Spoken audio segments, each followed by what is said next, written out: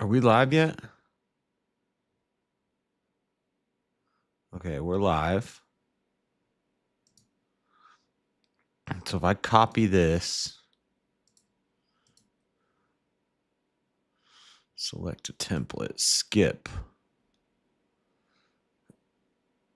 secondary YouTube, locals, dreaded conservative, stream name, description,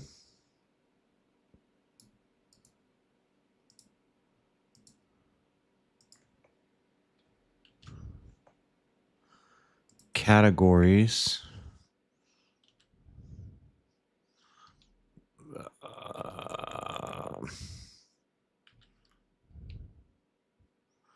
categories, sports, podcast, technology, vlogs, viral podcasts, news, gaming, finance, cooking, music, news, podcast, maybe podcasts, secondary, Bible.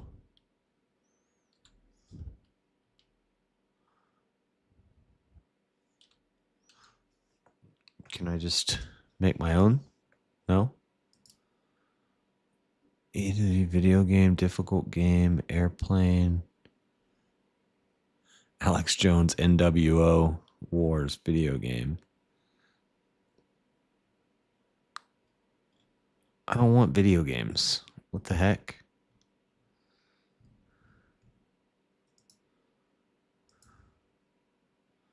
License, visibility, thumbnail,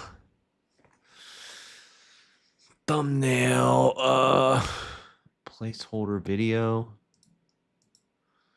thumbnail. Let's save this, download this,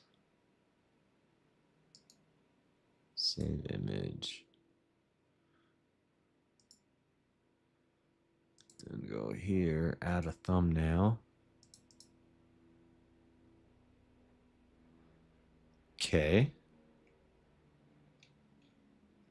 There's like promotion campaigns. So this should be using my turn on your camera and mic using controls at the bottom of your screen. Select a layout, display video or screenshot. Once you're ready, click go live. Got it. Enable microphone. Okay. Camera, OBS virtual camera.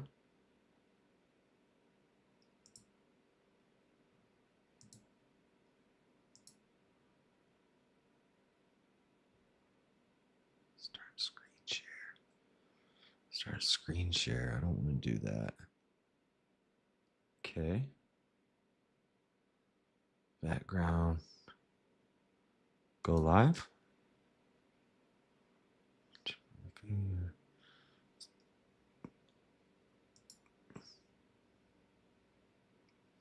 The camera's not on though.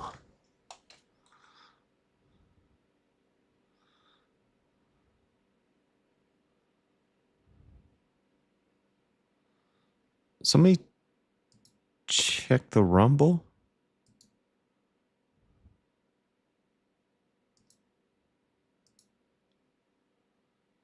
It says upcoming. Participants 1. That's me. Why is it?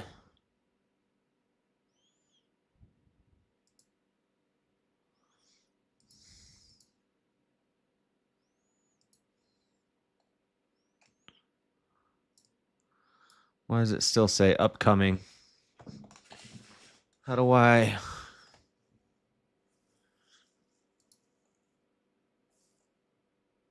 Okay, it's got my camera. Start screen share. What is that? Your browser supports screen share audio capture. No, don't do that. Studio, live chat, Auto solo. Oh, there we go. Okay. Now, how do we go? Should be live now on Rumble.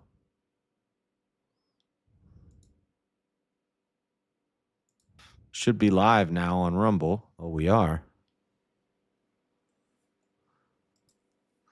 Okay. So we're on Rumble now. All right.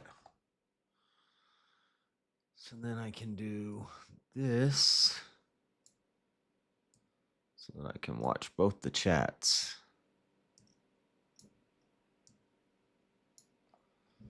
Cool.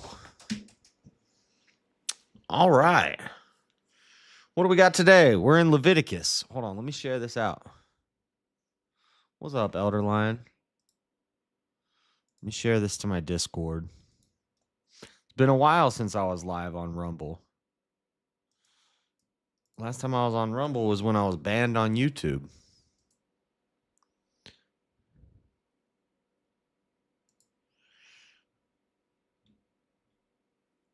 All right, let me put this in the Discord.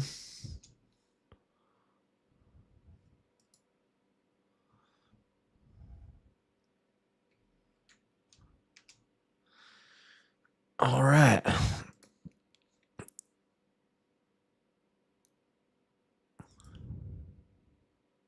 Close this. Open this. And this. All right. We're in Leviticus. Leviticus 10. We've got the 2 silver trumpets coming up. And the Israelites are going to be leaving Mount Sinai. They're going to be heading into the wilderness. We're going to learn about the 70 elders.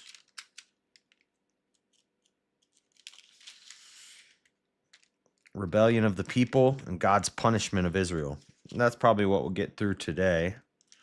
Try to get to 15. We spent a lot of time on chapter 5 yesterday, so we won't do that again today. And hopefully we get some interesting narrative storytelling here. So let's get into it. What's this duo presentation? What does this all mean? Auto, solo, duo, presentation. Manage participants. So this is like StreamYard with Rumble. It's Rumble Studio. Graphics. Overlay. Video clip. Add a video clip. Audio clip. Background. Donation banners. Viewership stats. Display the live chat at the top of the stream. How do you add people in? How do you do that? So there's an option here, auto. Manage participants. No one is in the waiting room. Dude, this is crazy. Rumble has a free Rumble Studio now. And it's basically StreamYard. So I can have participants join and I can link it to my YouTube for free and my Twitch and everything for free. I can have up to 9 participants. What? You can do banners, you can put stream chat into it.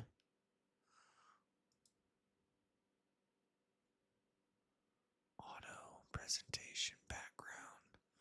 Solo. Live chat display at the top. Donation banners. Display a banner when a donation is received. Add a new banner. No banners yet. You can sign up for ad campaigns if you have enough viewers. Huh. I'm going to have to mess with this later.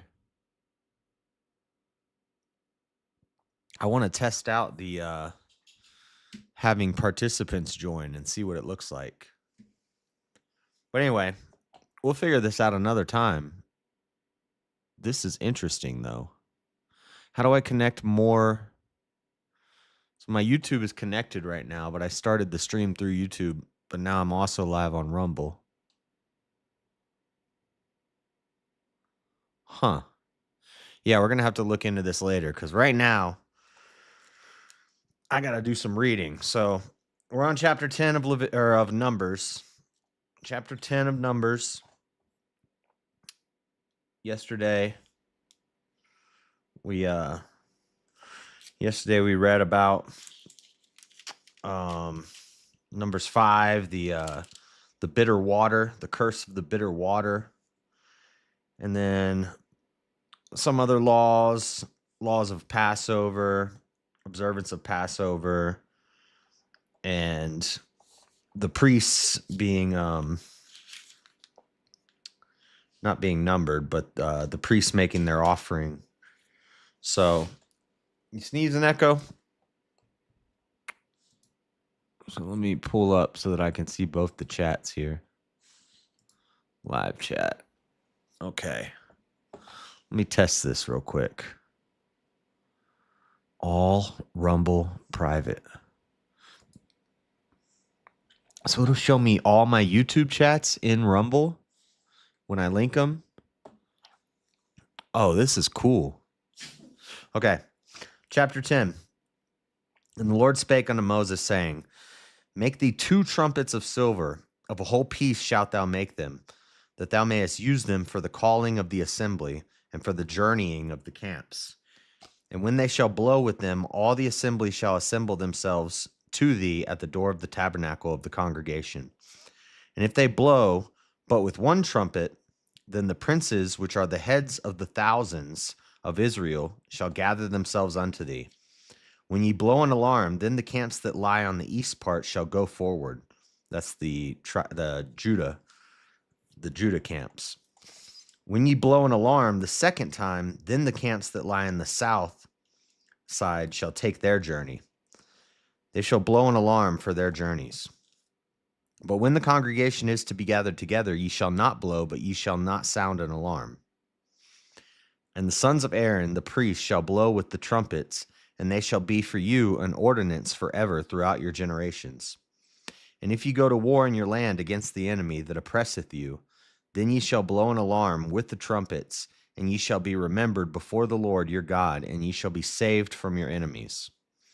Also, in the day of your gladness, and in your solemn days, and in the beginnings of your months, you shall blow with the trumpets over your burnt offerings, and over the sacrifices of your peace offerings, that they may be to you for a memorial before your God.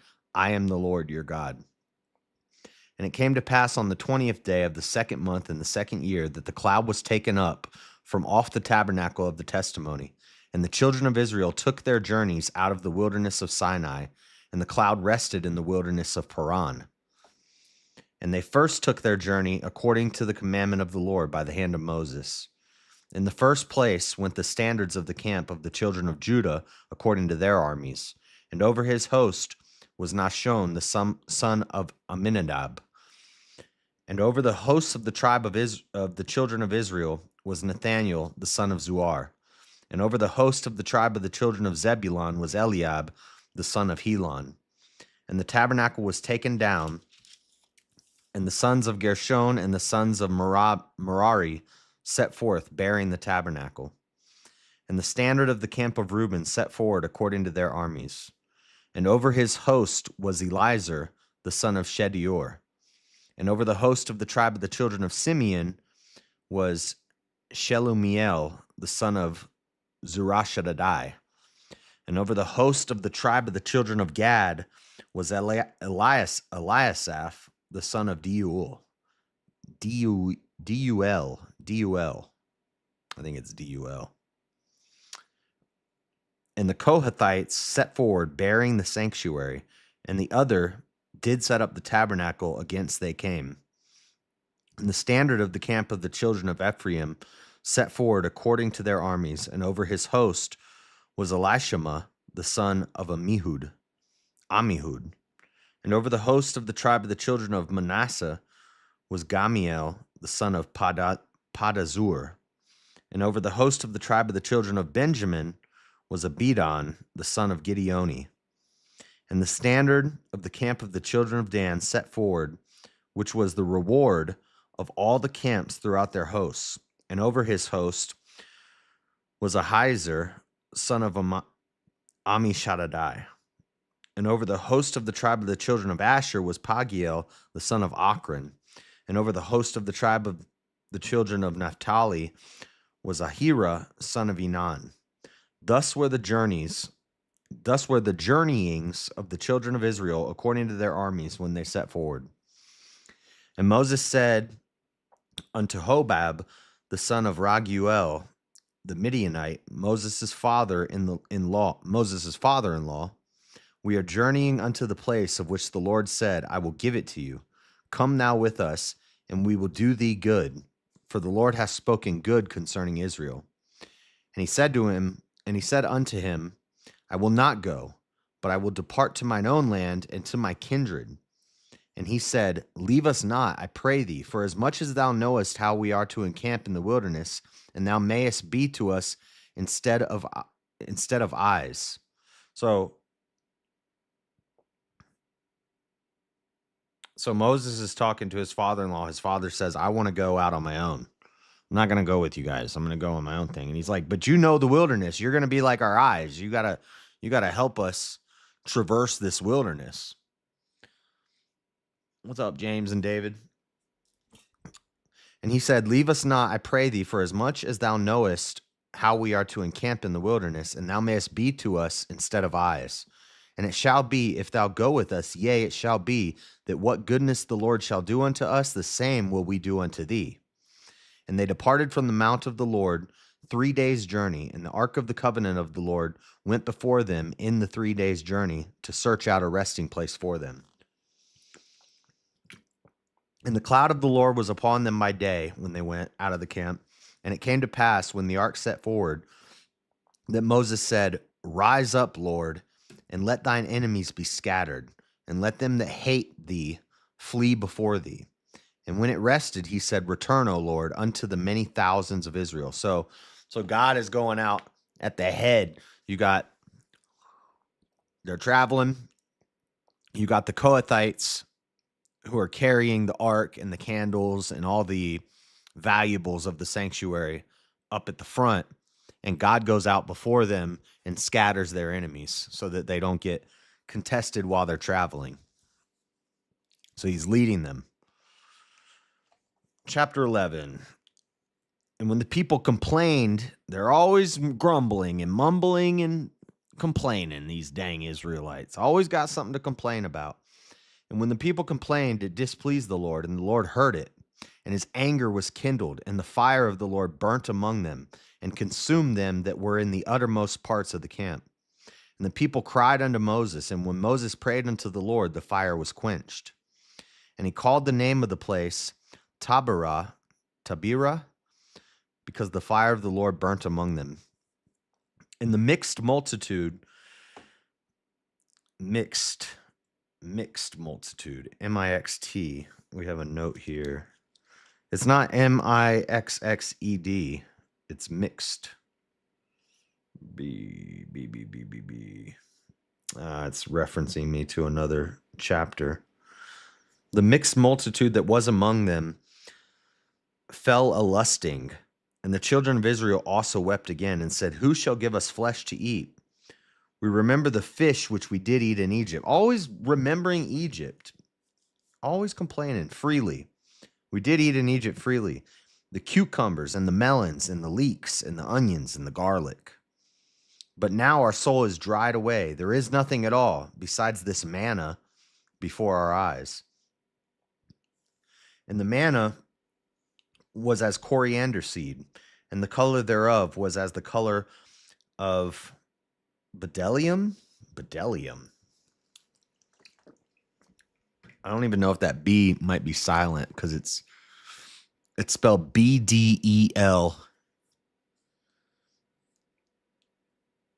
Bdellium. What is bdellium? Let's Google this. Google. Bdellium. Bible. In the Bible, bdellium is a substance that appears in Genesis 2:12 and Numbers 11:7, and it is described as a gum, resin, precious stone, or pearl. Huh. It was as bdellium, meaning it was valuable before our eyes.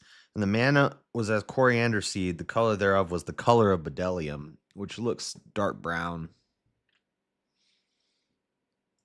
Huh. Pork chops and Bible study. That's right. I love pork chops. You got pork chops and applesauce. That's what my mom used to always say. Pork chops and applesauce. We got somebody watching on Rumble. What's up, Rumble? First time back on Rumble in a long time. And the people went about and gathered it and ground it in mills or beat it in a mortar and baked it in pans and made cakes of it. And the taste of it was as the taste of fresh oil. And when the dew fell upon the camp in the night, the manna fell upon it. Then Moses heard the people weep throughout their families, every man in the door of his tent. And the anger of the Lord was kindled greatly. Moses also was displeased. And Moses said unto the Lord, Wherefore hast thou afflicted thy servant? And wherefore have I not found favor in thy sight, that thou layest the burden of all this people upon me? Now Moses is complaining. Have I conceived all this people? Are they my kids? They ain't my kids. These ain't my kids. Have I begotten them, that thou shouldest say unto me, Carry them in thy bosom, as a nursing father beareth the sucking child, unto the land which thou swearest unto their fathers? Like, you swore this land to their fathers. Now, a generation later, I got to be daddy to them? What's up, God? Why are you questioning God, Moses? You don't have faith yet? When should I have flesh to give unto all this people? For they weep unto me, saying, Give us flesh, that we may eat. I am not able to bear all this people alone, because it is too heavy for me. And if thou deal thus with me, kill me, I pray thee, out of the hand, if I have found favor in thy sight, and let me not see my wretchedness. And the Lord said unto Moses, Gather unto me 70 men of the elders of Israel, whom thou knowest to be the elders of the people. Oh, look, we're going to see some hierarchy and some authority again. Shocker. Shocker that you need strong men of God to help order civilizations and societies. Who would have thunk it? By the elders of the people and officers over them. And bring them unto the tabernacle of the congregation, that they may stand there with thee. And I will come down and talk with thee there. And I will take of the spirit which is upon thee, and will put it upon them. And they shall bear the burden of the people with thee, that thou bear it not thyself alone. This is like when Trump hires his own team. You know, they divide up the work. Can't put it all on one man's shoulders. Unless it's Jesus. Only Jesus could handle that burden.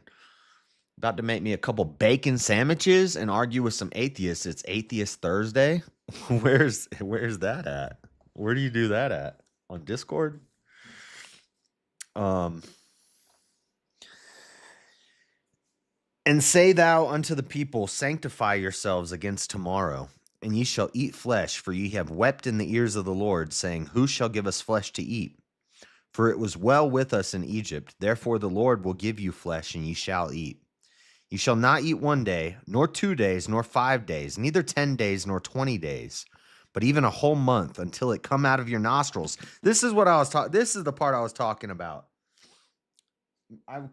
I've been talking about this part for a while. They eat so much quail because they complain and complain and complain.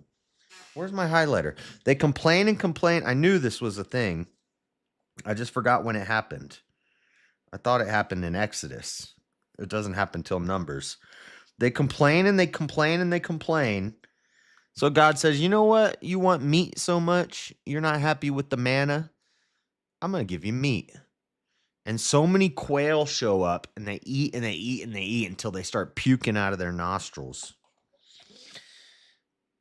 And even a whole month until it come out of your nostrils, and it be loathsome unto you, because that ye have despised the Lord, which is among you, and have wept before him, saying, Why came we forth out of Egypt?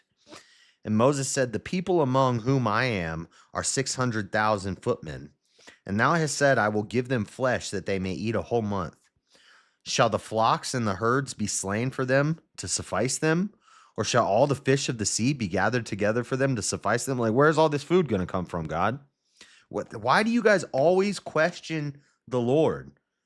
You've seen miracles. They've even see this goes to show that even if when atheists say like you can't prove God, God's never going to do anything to prove himself to an atheist because he's already done plenty to prove himself to everybody. Just walk outside and look around. And if he did all this to prove himself to Moses and the Israelites and they still complain, there's no proof that can be given. No proof is going to satisfy some people. They're still going to complain. They're still going to deny God. It's what's the word I'm looking for? Inevitable. It's inevitable. Mostly Discord and general chat. Okay, well, quit promoting other streams while I'm streaming, Elderline. What the? But bacon sandwich sounds good. You put lettuce and tomato on it and some mayo. Ooh, that's making me hungry. I just ate tuna and a protein shake. And then the go outside and look at the trees argument. People will say that's a dumb argument. Alex O'Connor, an atheist, put it beautifully. Well, I'm not going to say it exactly how he said it, but he said basically there's like an IQ bell curve. And on this IQ bell curve, when they look at it, they see that people with really low IQs usually live in very messy houses.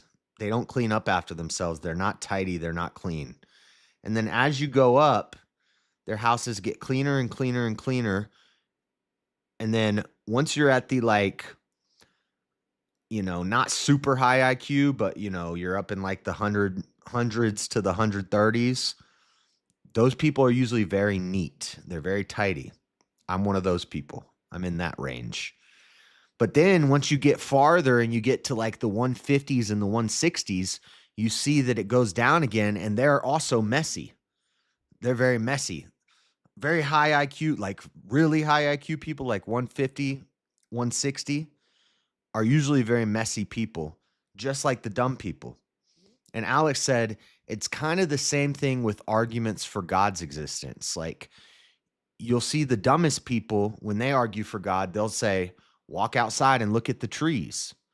And then as you go up the bell curve, you get the smarter and smarter people, you'll start hearing fine-tuning argument. And then you get a little smarter, you'll hear the moral argument. And then you get a little smarter, you'll get to Kalam arguments. And then you'll get to modal ontological arguments. And then you'll get to contingency arguments and things like this. But then once you get back to the really, really smart theologians and stuff, the really high IQ ones, you get right back to go outside and look at the trees. And it's kind of an interesting. And so Alex O'Connor said maybe that is the best argument for God's existence is look around you. That's the best argument. It is the best argument. Why did I bring all that up? The whole reason I brought all that up is that goes to show that even the Israelites who see God, interact with him, watch his miracles happen, still complain, still deny him, still turn to false gods. So there's no amount of proof that can ever be given. And the best argument for God is just look around you. You're breathing right now. That's proof of God. Let's see if the Rumble chat say anything. No. Okay. Sometimes I make a grilled cheese with bacon in it, but I forgot to get the cheese this week. How you gonna forget to get cheese? What the? Okay, where are we at? Okay, so Moses is asking, where's all this meat gonna come from, God? Like he hasn't figured out that God's gonna take care of him. So God's gonna send some quail. And Moses went out and told the people the words of the Lord and gathered the 70 men of the elders of the people and set them round about the tabernacle. And the Lord came down in a cloud and spake unto him and took of the spirit that was upon him and gave it unto the, my pages are sticking together. Gave it unto the 70 elders. And it came to pass that when the spirit rested upon them, they prophesied and did not cease. But there remained 2 of the men in the camp. The name of one was Eldad, and the name of the other Medad. And the spirit rested upon them, and they were of them that were written, but went not out unto the tabernacle, and they prophesied in the camp. And there ran a young man and told Moses and said, Eldad and Medad do prophesy in the camp. And Joshua, let's go Joshua. This is now the second mention of Joshua. We get a whole book about him in the next one. It's my favorite. And Joshua, the son of Nun, the servant of Moses, one of his young men, answered and said, My Lord Moses, forbid them. And Moses said unto him, Enviest thou for my sake? Would God that all the Lord's people were prophets? Would God that all the Lord's people were prophets, and that the Lord would put his spirit upon them? And Moses gat him into the camp, he and the elders of Israel. And there went forth a wind from the Lord, and brought quails from the sea, and let them fall by the camp. So here's the quail showing up. This is actually a really cool story. And let them fall by the camp as it were a day's journey on this side, and as it were a day's journey on the other side, round about the camp, and as it were 2 cubits high upon the face of the earth. So God said, Moses is like, how are we going to get all this meat? What are we going to kill all the cows? We're going to kill all the livestock to feed these people? You said that they're going to be able to eat for a month, meat, not manna, meat for a month. 600,000 people. Where's all this meat going to come from, God? And God said, I got you. God sent so many quail. A cubit is elbow to the tip of your finger. 2 cubits high of quail. So like a yard tall of quail piled up on the ground for a day's journey in any direction. They could walk for a day on top of a mountain of quail without seeing the ground. Just piles and piles of quail falling out of the sky. And God said, eat up. Eat up. And they ate until they puked out of their nostrils, quail, because they complained. God said, you want meat? I'll give you some meat. That's funny. People say, you know, what's the funniest, like, are there jokes in the Bible? Is there any humor in the Bible? Is there, people will say God has a sense of humor. And then somebody says, well, what's something funny in the Bible? Well, we got a talking donkey coming up, Balaam's ass. And now we got this. This shows a little comedy from God. God's like, you guys want to complain? You want to complain that you don't have enough meat? I'll give you meat. How about this? How about you can't leave your tent without stepping on a quail? You can't walk for a day in any direction without walking on a 2-foot pile of quail, 3-foot pile of quail. Who's hungry? Who wants some quail? And the people stood up all that day and all that night and all the next day, and they gathered the quails. He that gathered least gathered 10 homers. A homer, 10 homer. How much is a homer? F. A, B, C, D, E, F. That's the wrong F. How much is a homer? I bet you it weighs a lot. Homer Bible measurement. 1 homer is 10 baths. What's a bath? Homer is a unit of measurement for dry goods and liquids that it was equal to 10 baths. What is a bath? 1 homer equals 30 sias. 1 sias equals 6 cobs. 1 cob is 24 medium-sized eggs. 1 homer is 220 liters. Basically, they measure how we, not commie measurements like metric system, but like how a foot is about the size of an average man's foot, and how an acre is the size that a oxen can plow in one day. How we use our measurements are based off like realistic things. A pinch, a bushel, a peck. They did the same thing. So a bath is what it sounds like. It's about a bathtub full of quail. 10 of them. No, 1 homer is 10 baths. So each person gathered 10 homers. So each person, the person who gathered the least amount of quails that day had 100 bathtubs full of quail. A mountain of quail for the guy that gathered the least amount of quail that day. That's crazy. That's crazy. That shows that God has a sense of humor. That's wild. And while the flesh was yet between their teeth, ere it was chewed, the wrath of the Lord was kindled against the people, and the Lord smote the people with a very great plague. So while they're eating, they get hit with a plague. And he called the name of that place Kibroth Hatatava. I got that right the first time. Kibroth Hatatava. Because they were buried, the people that lusted. They were buried in quail. And the people journeyed from Kibroth Hatatava unto Hazeroth and abode at Hazeroth. So they ate quail till they puked for a month. And while doing that, some of them got a plague, because then they were probably complaining about all the quail. They got tired of quail, and God said, all right, you complained you wanted meat. I sent you a mountain of quail for each of you. And I said, eat. Eat till you get sick. And then they ate, and then they start complaining again and lusting after their old life in Egypt. And God said, all right, well, I'm going to give you a plague and you're going to die. And then they buried him. Based. And Miriam, okay, chapter 12. This is Miriam and Aaron. Who's Miriam? Is this Aaron's girl? I wonder if they had to be celibate, the priests. And Miriam and Aaron spake against Moses because of the Ethiopian woman whom he had married. He married an Ethiopian woman? Oh, they're not going to like this. For he hath married an Ethiopian woman. That's what I said.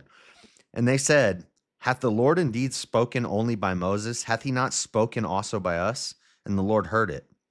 Now the man Moses was very meek, above all the men which were upon the face of the earth.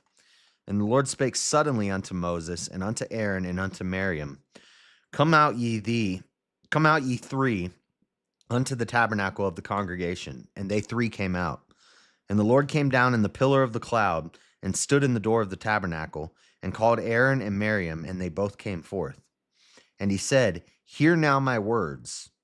If there be a prophet among you, I, the Lord, will make myself known unto him in a vision, and will speak unto him in a dream. My servant Moses is not so. Who is faithful in all mine house? Moses is not faithful? Yeah, Moses got some problems. I think we've figured that out by now. I mean, Moses is not even, spoiler alert, he's not even going to make it to the promised land. He's going to get to see it, but he's not going to get to go in.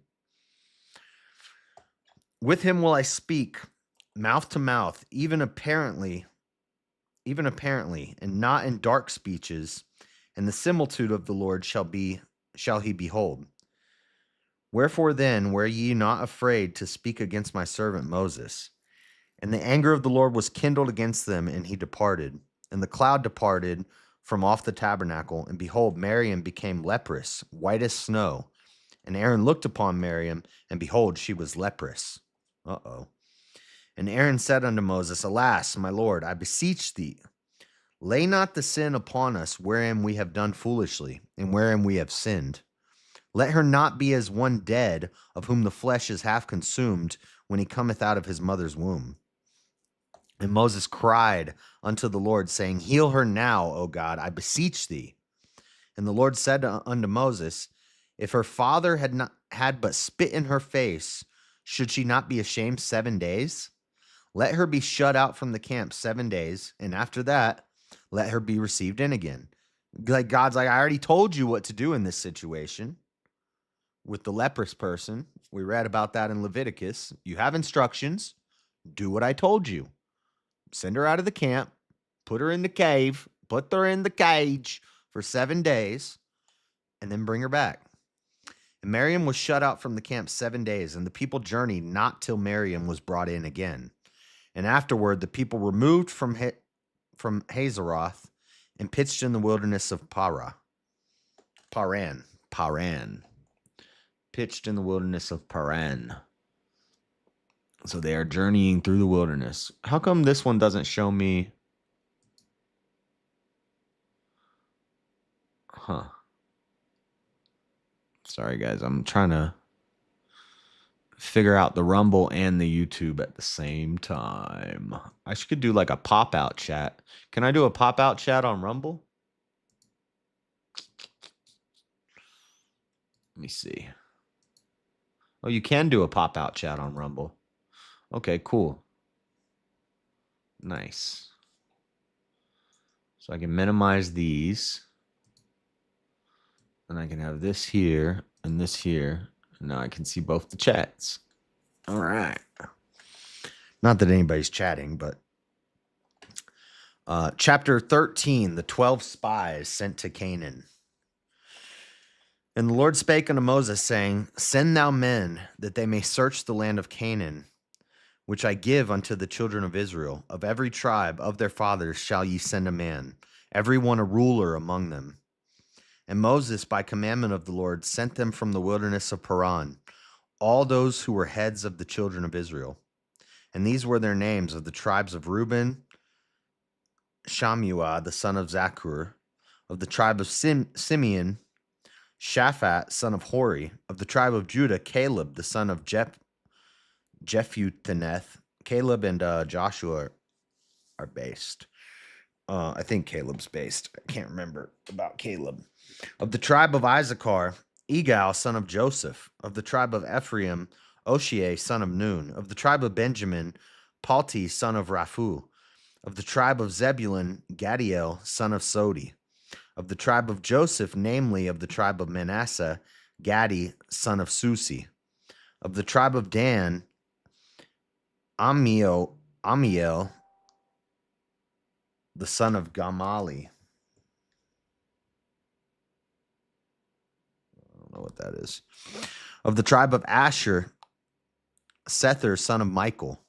Of the tribe of Naphtali, Nabi, son of Yophsi. Of the tribe of Gad, Geuel, the son of Maki. These are the names of the men which Moses sent to spy out the land. And Moses called Oshie, the son of Nun, Jehoshua. This is Joshua. Jehoshua. Jehoshua is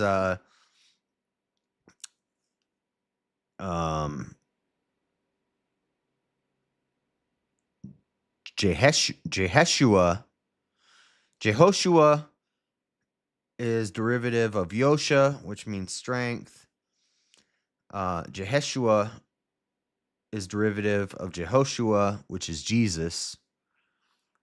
Both are derivatives of Yosha, which is strength. Oshea, the son of Nun, Jehoshua. And Moses sent them to spy out the land of Canaan, and said unto them, Get you up this way southward, and go up into the mountain, and see the land, what it is, and the people that dwelleth therein, whether they be strong or weak, few or many, and what the land is that they dwell in, whether it be good or bad, and what cities they be that they dwell in, whether in tents or in strongholds, and what the land is, whether it be fat or lean, whether there be wood therein or not. And be ye of good courage, and bring of the fruit of the land.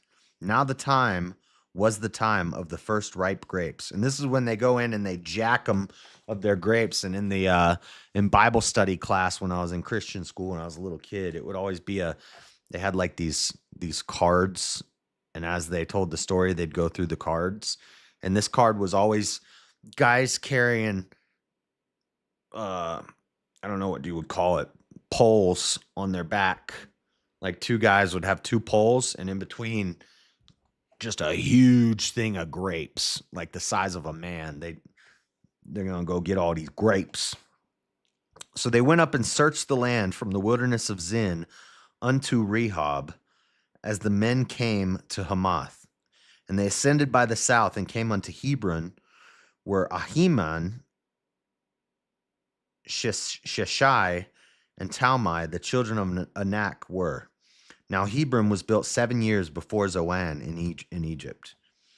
And they came unto the brook of Eshcol, and cut down from thence a branch with one cluster of grapes, and they bare it between two upon a staff. And they brought of the pomegranates and of the figs. The place was called the brook Eshcol, because of the cluster of grapes which the children of Israel cut down from thence. And they returned from searching of the land after 40 days. So see, that's it's not just a little cluster of grapes. It's not like when you buy grapes from Walmart and it's just like a little bag with a cluster of grapes. It's like a cluster of grapes. You got to carry it. Two men got to carry it on a pole, and it's hanging down. And the place was called, I already read that. And they returned from searching of the land after 40 days. And they went and came to Moses and to Aaron and to all the congregation of the children of Israel unto the wilderness of Paran, to Kadesh, and brought back word unto them and unto all the congregation, and showed them the fruit of the land. And they told him and said, We came unto the land whither thou sentest us, and surely it floweth with milk and honey, and this is the fruit of it. Nevertheless, the people be strong that dwell in the land, and the cities are walled and very great. And moreover, we saw the children of Anak there. Hold on, I need to highlight this. This is the first mention of the land of milk and honey. This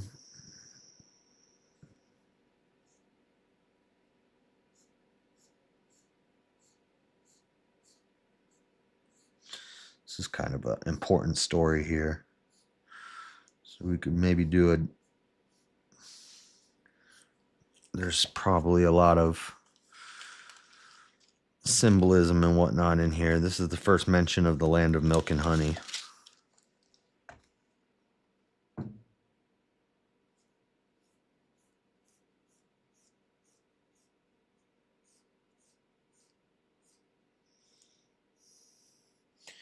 Okay. The people are strong and they have walls around their city. The Amalekites dwell in the land of the south, and the Hittites and the Jebusites and the Amorites dwell in the mountains, and the Canaanites dwell by the sea and by the coast of Jordan. And Caleb stilled the people before Moses and said, Let us go up at once and possess it, for we are well able to overcome it. But the men that went up with him said, We be not able to go up against the people, for they are stronger than we. Oh, you got God on your side. Nobody's stronger than you. Ye of little faith. Ye of little faith. And they brought up an evil report of the land which they had searched unto the children of Israel, saying, The land through which we have gone to search it is a land that eateth up the inhabitants thereof, and all the people that we saw in it are men of great stature. And there we saw the giants, the son of Anak, which come of the giants, and we were in our own sight as grasshoppers, and so we were in their sight. We got giants, boys. We got some giants mentioned again. We got giants. Let's go. I told you giants were real. And dragons. And unicorns. They might be rhinoceroses or rhinoceri. They're in here. And all the congregation lifted up. This is chapter 14. We're going through this today. This is actually some good stories. Chapter 14. And all the congregation lifted up their voice and cried, and the people wept that night. And all the children of Israel murmured against Moses and against Aaron. And the whole congregation said unto them, Would God that we had died in the land of Egypt, or would God that we had died in this wilderness? And wherefore hath the Lord brought us unto this land to fall by the sword, that our wives and our children should be a prey? Were it not better for us to return into Egypt? There they go again. And they said one to another, Let us make a captain, and let us return into Egypt. Then Moses and Aaron fell on their faces before all the assembly of the congregation of the children of Israel. And Joshua the son of Nun, and Caleb the son of Jephunneh, which were of them that searched the land, rent their clothes. So Joshua and Caleb are tearing their clothes. Which is a sign of saying, what is wrong with you? They're upset. They're tearing their clothes. They're cursing the Israelites for cursing God. Moses and Aaron dropped on their face and said, oh man, they're praying. Caleb and Joshua tear their clothes. Caleb and Joshua are warriors. They're about to handle business. Okay? They're not going to let this slide. And they spake unto all the company of the children of Israel, saying, The land which we passed through to search it, it is exceedingly good land. It is an exceeding good land. If the Lord delight in us, then he will bring us into this land and give it to us, a land which floweth with milk and honey.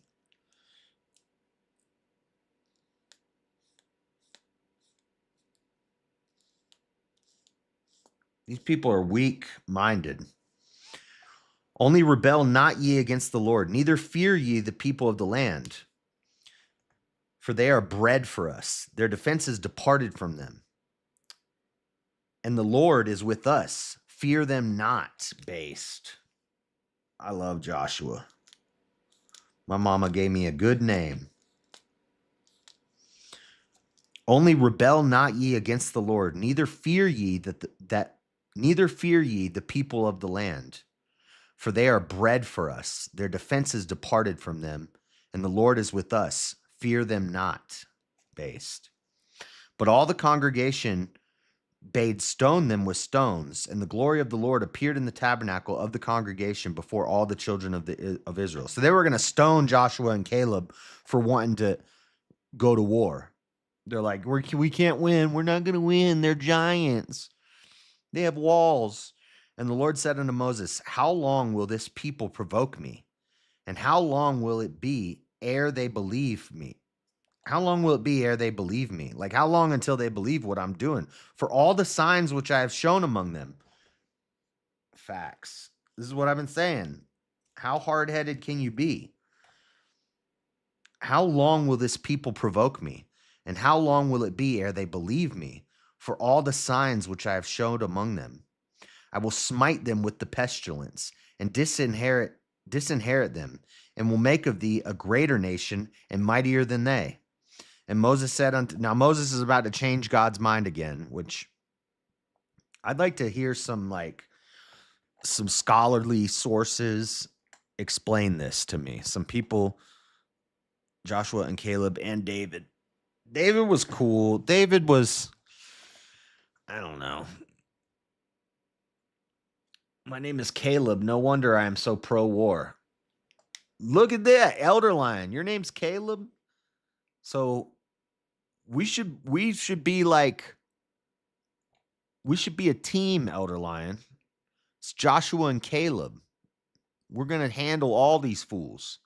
But I want to hear, I don't know, maybe I want to hear what the Catholic Church says about this, and what the Orthodox Church says about this, and then also what the Protestants say about that. I like to get a full understanding of different ideas, and maybe one night while I'm doing a panel, we'll talk about it and we'll look into it and see what the different church authorities say, because I don't want to just go off of my own ideas about it. I'm going to have my own ideas, and then I compare and contrast people who are smarter than me's ideas.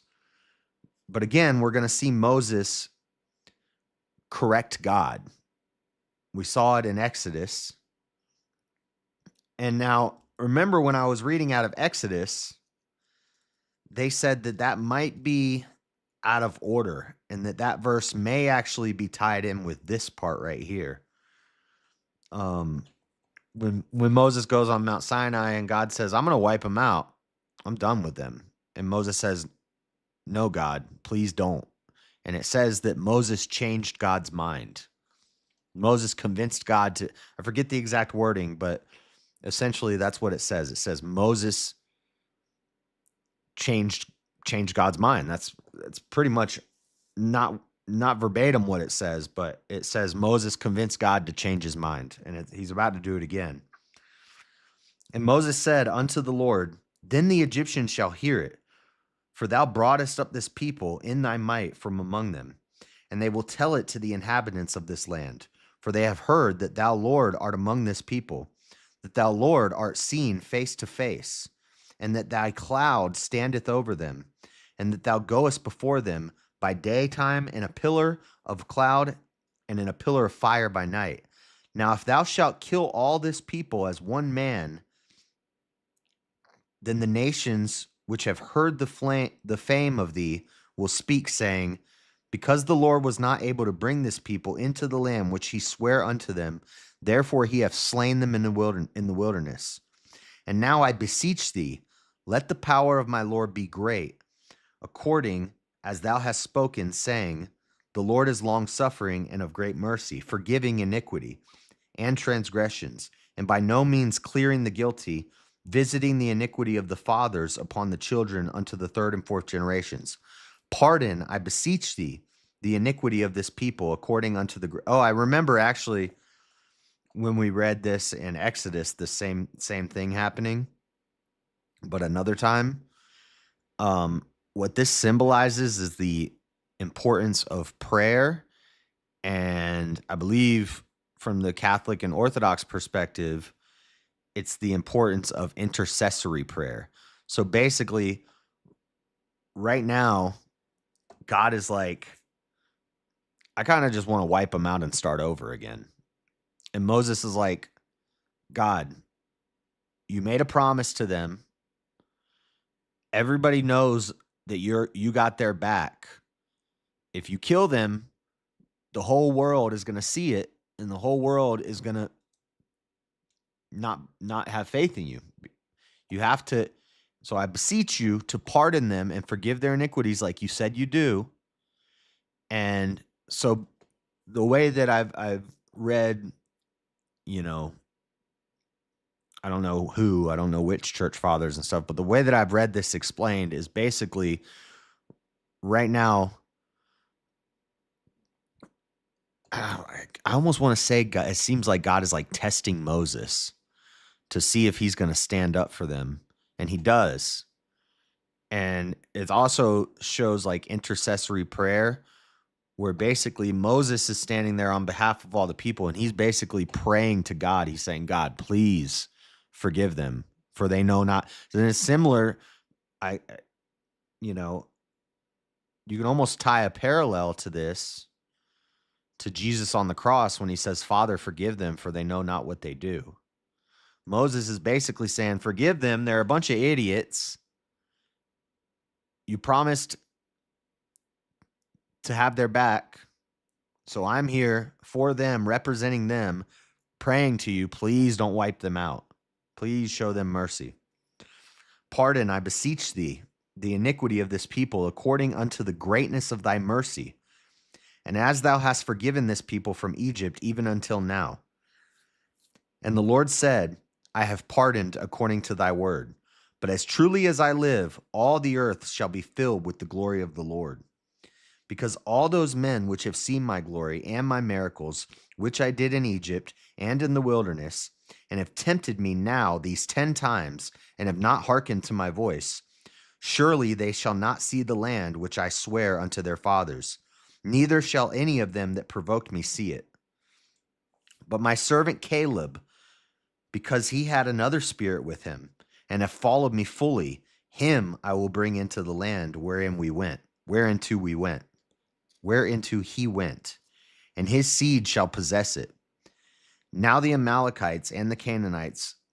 What about Joshua? Joshua's not included in that? I'm pretty sure Joshua goes with him. Now the Amalekites and the Canaanites dwelt in the valley. Tomorrow turn you and get you into the wilderness by the way of the Red Sea. And the Lord spake unto Moses and unto Aaron, saying, How long shall I bear with this evil congregation, which murmur against me? I have heard the murmurings of the children of Israel, which they murmur against me. Say unto them, As truly as I live, saith the Lord, as ye have spoken in my ears, so will I do to you. Your carcasses shall fall in this wilderness. And all that were numbered of you, according to your whole number, from 20 years old and upward, which have murmured against me, doubtless ye shall not come into the land concerning which I swear to make you dwell therein, save Caleb the son of Jephunneh and Joshua the son of Nun. Caleb and Joshua, we're the only ones making it in. The only ones who held the faith. But your little ones, which ye said should be prey, them will I bring in, and they shall know the land which ye have despised. But as for you, your carcasses, they shall fall in this wilderness, and your children shall wander in the wilderness 40 years, and bear your whoredoms until your carcasses be wasted in the wilderness. After the number of the days in which ye search the land, even 40 days, each day for a year, shall ye bear your iniquities, even 40 years, and ye shall know ye shall know my breach of promise. I, the Lord, have said, I will surely do it unto all this evil congregation that are gathered together against me. In this wilderness they shall be consumed, and there they shall die.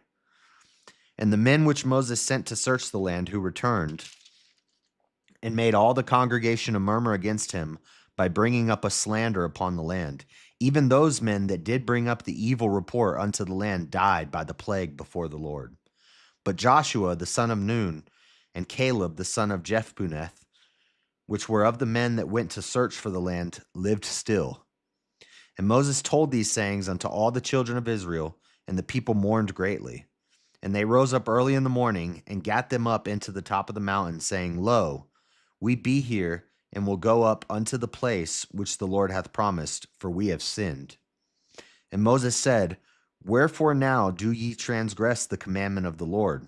But it shall not prosper. Go not up, for the Lord is not among you, that ye be not smitten before your enemies. For the Amalekites and the Canaanites are there before you, and ye shall fall by the sword, because ye are turned away from the Lord. Therefore the Lord will not be with you. But they presumed to go up unto the hilltop. Nevertheless, the ark of the covenant of the Lord and Moses departed not out of the camp. Then the Amalekites came down, and the Canaanites which dwelt in that hill, and smote them, and discomfited them, even unto Hormah. Dang. They got him. So see, these Amalekites and these Canaanites are not good guys. Not good guys. Dang. So that's the death of the spy. That's the death of the 10 spies. So the Amalekites and the Canaanites who came down, they didn't just wipe out all of Israel just now. They just killed the 10 spies, but not Caleb and Joshua. So basically, the 12 spies went in. They brought out the fruit. Joshua and Caleb said, hey, we got this. Let's go. Let's go take it. But the other 10 spies started saying, we're not going to be... Amalekites burn their babies alive. Is that in the Bible, or is that like extra biblical? Because Shiva was asking about that, Cecil. So they came and they sowed discontent among the Israelites. The 10 spies, other than Joshua and Caleb, the other 10 spies were like, there's giants there. They got giants. There's a bunch of them. They're really strong. They got walls. We're not going to be able to take it. We're not going to be able to do it. And the people started murmuring and saying, we're not going to make it. We should have just stayed in Egypt. And God said, you know what? You 10 spies, you're going to get slaughtered tonight. And the rest of you, all of you war-aged men, you're going to die in the wilderness. You're going to wander for 40 years and you're going to die in the wilderness. And only your kids and Joshua and Caleb are going to get to see the promised land. The rest of you, you're not going to see it because you didn't have faith in me. God almost wiped them all out. But Moses said, show some mercy, God. And God's like, all right, I'll meet you halfway. I'll meet you halfway. I won't kill all of them. I'll still let their children into the promised land, and I'll still let Caleb and Joshua in.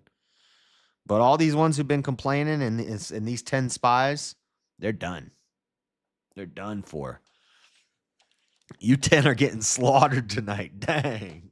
That's basically what he said. It's in there, but also historically, it's widely known. I'll look it up. Yeah, we were looking for because Shiva's always like, well, why did God kill all the Amalekites? Why did God command him to kill all the Amalekites? I have to say it Britishly. Why did God command them to kill all the Amalekites?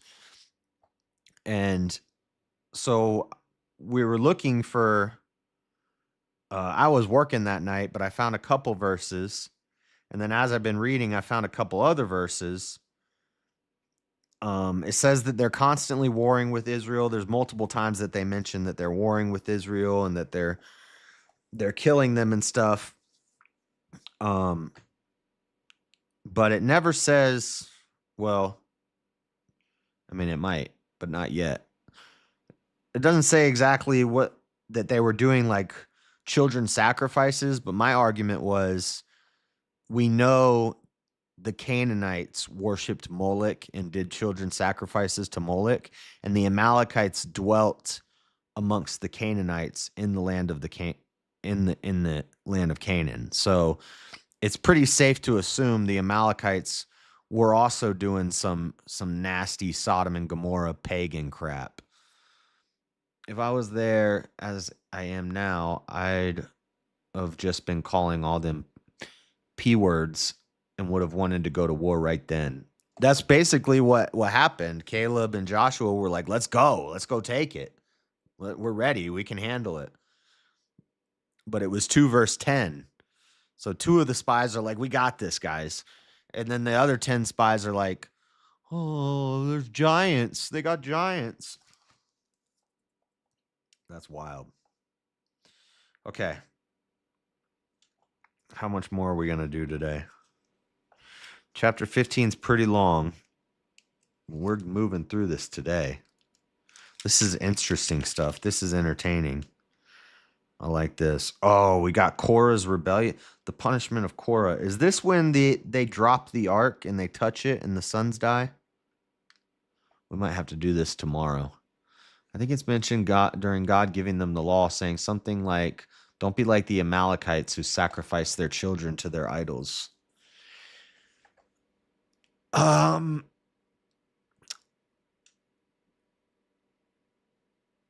don't know if it says exactly that.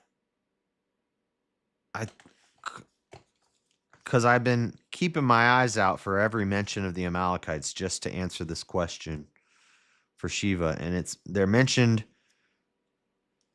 but it's actually more like it almost seems like it's out of order because it mentions Joshua warring with the Amalekites earlier in like Exodus or Leviticus. But then just a little while ago, it did say just now the Amalekites went down and slaughtered the spies, but they were spies. I mean, not trying to give the Amalekites the benefit of the doubt here, but anyway, we know the Canaanites did child sacrifices and nasty, evil stuff. So even if it doesn't say the Amalekites did specifically, it's prophesied like 3 times so far that the Amalekites were going to get wiped out. So it's really the fulfillment of, regardless, it's the fulfillment of prophecy. God said all of Amalek's descendants were going to get wiped out one day. And it happens. It does end up happening. All right, let's do chapter 15 and we'll wrap it up. It doesn't tell me.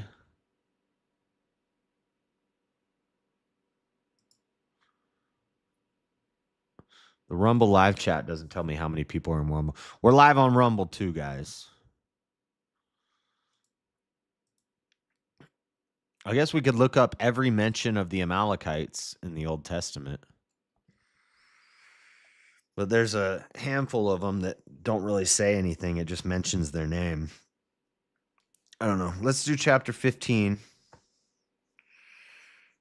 This is the laws concerning offerings. So we're going to have some laws here. So this might get slow down a little bit. Yep. Some laws and some, how you, the laws and stuff. Sometimes it gets a little slow. So I'll read fast.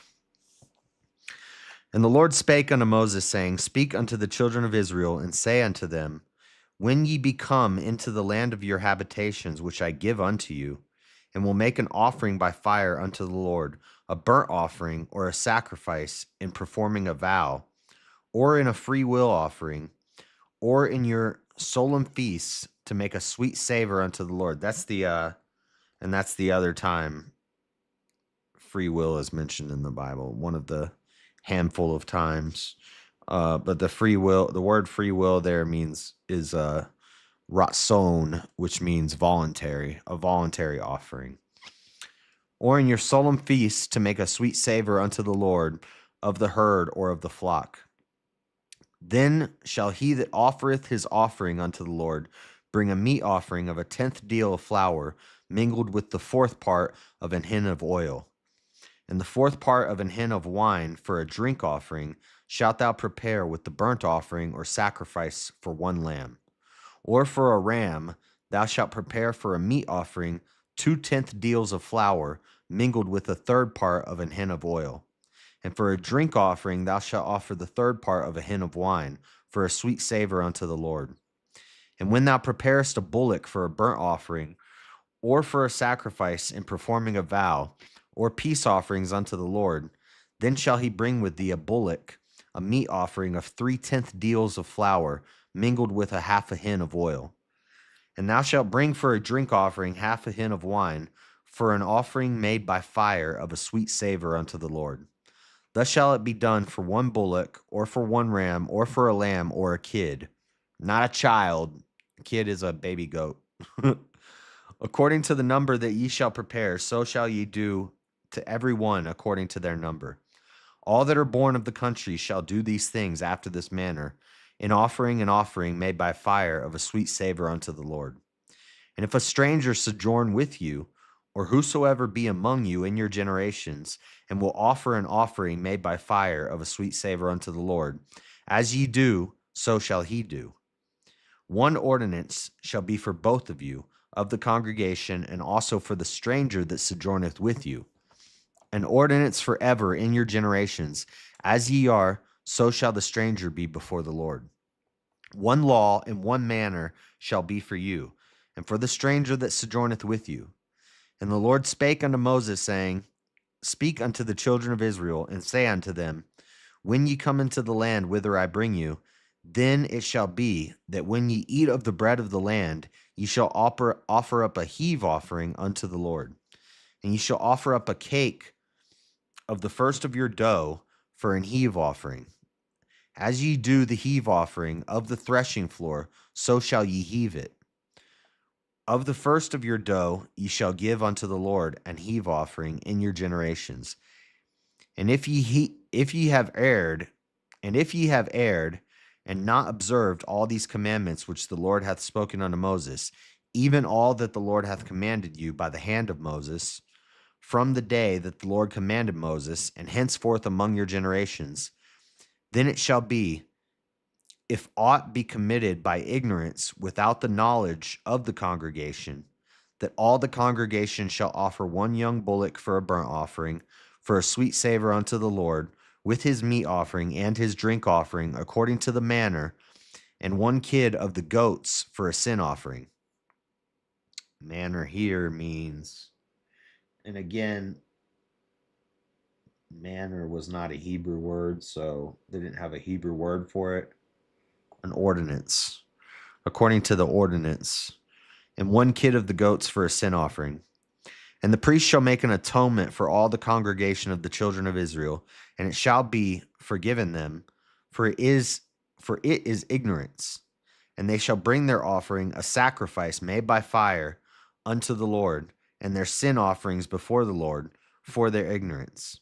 And it shall be forgiven all the congregation of the children of Israel, and the stranger that sojourneth among them, seeing all the people were in ignorance. And if any soul sin through ignorance, then he shall bring a she-goat of the first year for a sin offering. And the priest shall make an atonement for the soul that sinneth ignorantly, when he sinneth by ignorance before the Lord, to make an atonement for him, and it shall be forgiven him. Ye shall have one law for him that sinneth through ignorance, both for him that is born among the children of Israel, and for the stranger that sojourneth among thee. But the soul that doeth aught presumptuously, whether he be born in the land or a stranger, the same reproacheth the Lord, and that soul shall be cut off from among his people. So if you sin, this could be this kind of ties in with when we talked about venial sins and mortal sins. It's kind of like if you're sinning out of ignorance, or you just, little sins, you just make an offering. But if you're doing it, if you're presuming to do something, if it's what's the word that they use with murderers? What's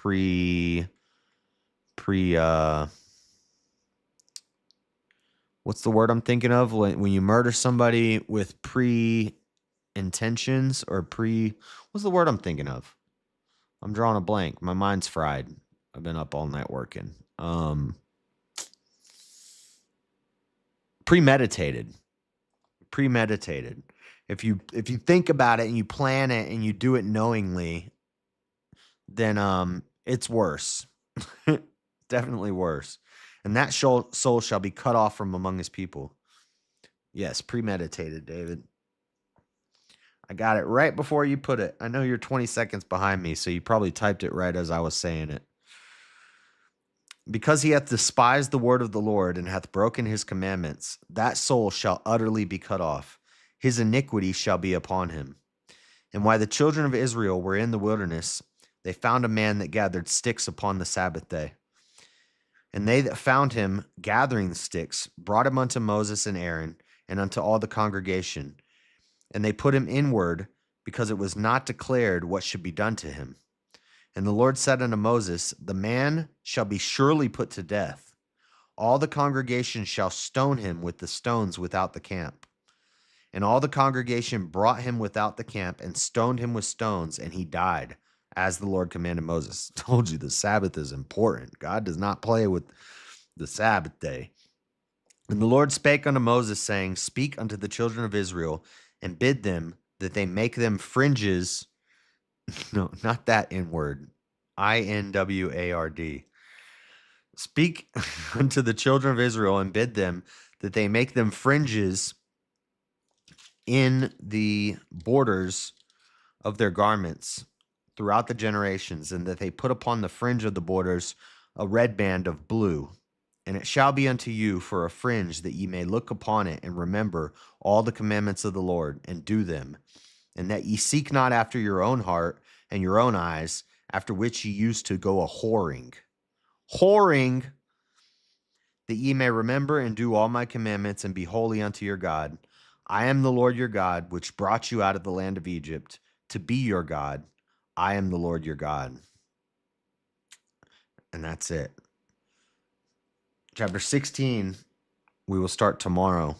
Chapter 16 is Korah's rebellion and the punishment of the Korathites. Remember I think this is referencing.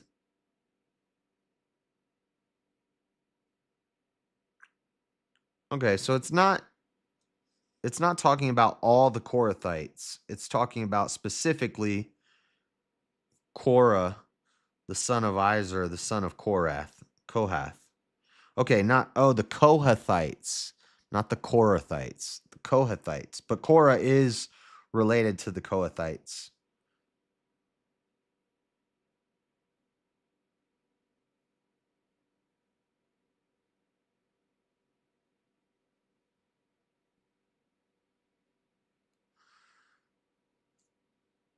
Yeah.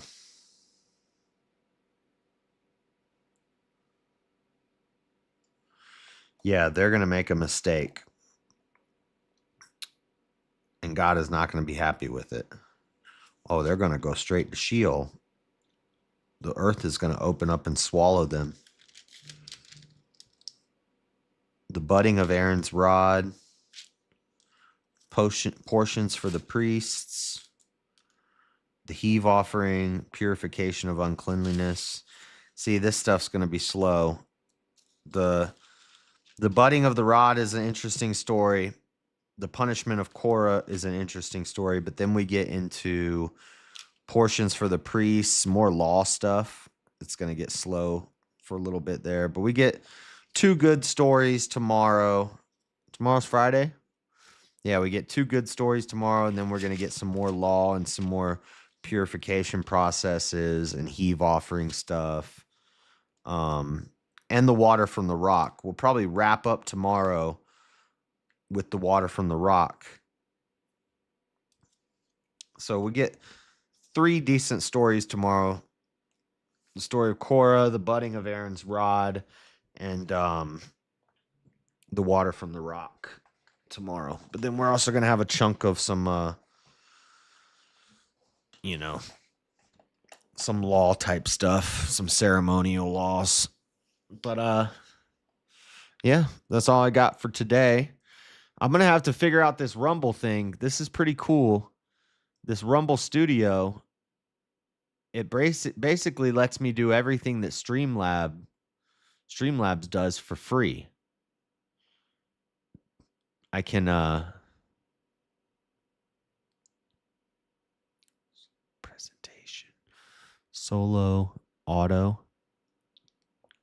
So auto, I don't get to manage participants. I can copy an invite link. I can send invites. There's a waiting room. People can get in the waiting room. I can require approval. And then I can have people join the panel. Ingress connection. I don't know what that means. Ingresses. Invite participants. No one is in the waiting room. Invite participants to join you.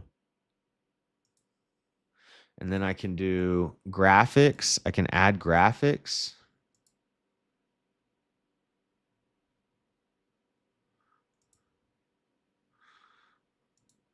I can add pictures.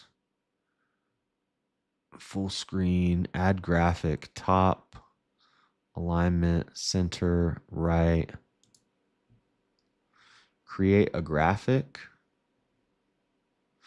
I can add like stuff on the screen. Graphic will cover entire canvas. I can have the live chat show up on the screen. I can have donation banners pop up. What about like goal? I can do an overlay. Video clip loop. I can play video clips. Background, audio clip. I can do banners. What's a banner? It's a banner day. Enter display text. Ticker. Text scrolls horizontally in an infinite loop. Oh, so I can have the banner going across the bottom instead of this Cash App thing. I can make a banner at the bottom. And I can do all this through Rumble for free. And I can link Rumble to my YouTube. So I can go live on Rumble and YouTube and Twitch and other stuff. How do I add more things? I don't know, but I'm going to end the stream, guys. Let me end the Rumble stream first. Rumble. Been a long time since I've been back on Rumble, but I saw we had 4 people in here on Rumble at one point. So let's go. We back, baby, on the Rumble. Later, Rumble. God bless. Now let me see. Wrap up and leave.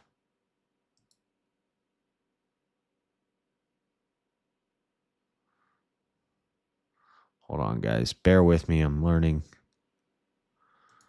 Okay, so Rumble stream is over. Let me see. We have 133 followers on Rumble.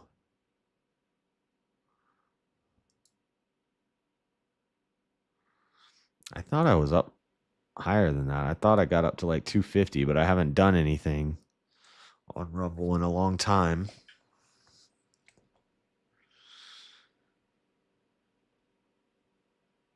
See, most of if you go look at my Rumble streams, they were getting a lot of views, like 400 views, 500 views. Some of them are a little less. All the streams were like 285, 885 views on this one. My Rumble streams were doing pretty good. 887 on this one. The fight nights on Rumble were pretty good when I was banned on YouTube for a minute there. So we're going to have to get back working on the Rumble. Now that we can use that and I can do panels through Rumble instead of Discord and it'll look better. Nice. But anyway, I will work that all out this weekend, figure all that out.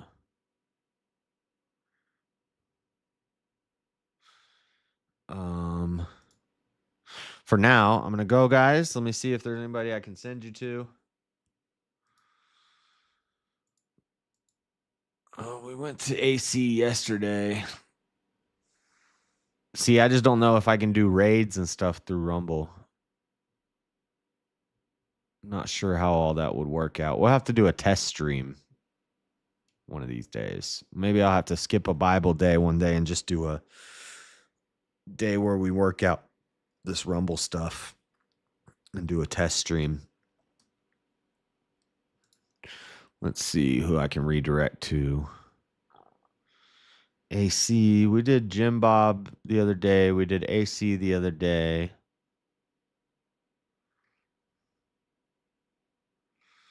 Let's do Joel Friday today. Even though he never acknowledges that I'm sending people to him. Send you to Joel Friday today.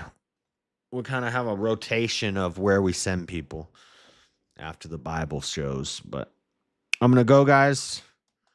Got some interesting stuff today. Today was pretty an interesting one. Finally, we're getting into some cool stories instead of just the laws and the numberings and the census and all that stuff. We got some more cool stories tomorrow, so I'll be back tomorrow. We got a UFC pay-per-view this weekend. We got VK on Friday, $550 prize. I'm trying to get that prize money, boy. That'll help out the new computer fund a lot if we get that 550. So that's the goal this weekend, is to win that. I think I'm gonna not drink. I think I do.